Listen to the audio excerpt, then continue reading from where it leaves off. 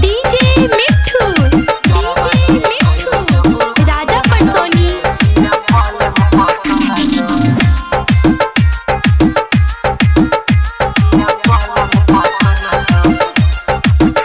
तोरा सैया नहीं मन कहतौगे, तोरो अखिया से लोराबा बहतौगे। हाँ तोरा सैया नहीं मन कहतौगे, तोरो अखिया से लोराबा बहतौगे।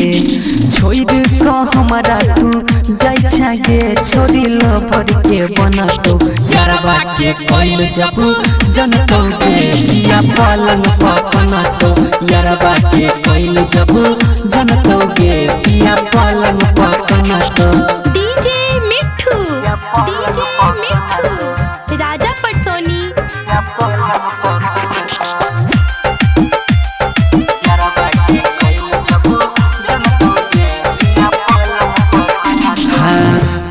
पहिल उतर दे तो लब के नासा गे, दिन रात मारत मारत बिगड़ दे तो दासा गे। हाँ पहिल उतर दे तो लब के नासा गे, दिन रात मारत मारत बिगड़ दे तो दासा गे। करलो पर शादी नहीं तोड़ा गे, अपन कनिया मना तो यारबा के कैल जब जनतौगे। पिया पलंग पकनतौ यारबा के कैल जब जनतौगे। पिया पलंग पकनतौ। डीजे मिठू राजा पटसोनी। अभी आप सुन रहे हैं घुटौना से मैथिली म्यूजिक की शानदार प्रस्तुति।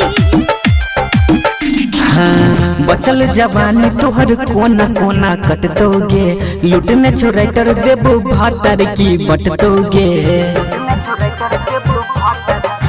हाँ बचल जवानी तोहर कोना कोना कटतौगे, लुटने छोड़ अखिलेश भातर की बटतौगे। हाँ पी पी के दारू तोहर भतरा गे, पैसा शौकीन लगी न तो यारबा के कैल जब जनतौगे। पिया पलंग पकनतौ परवीनमा के कैल जब जनतौगे। पिया पलंग पकनतौ।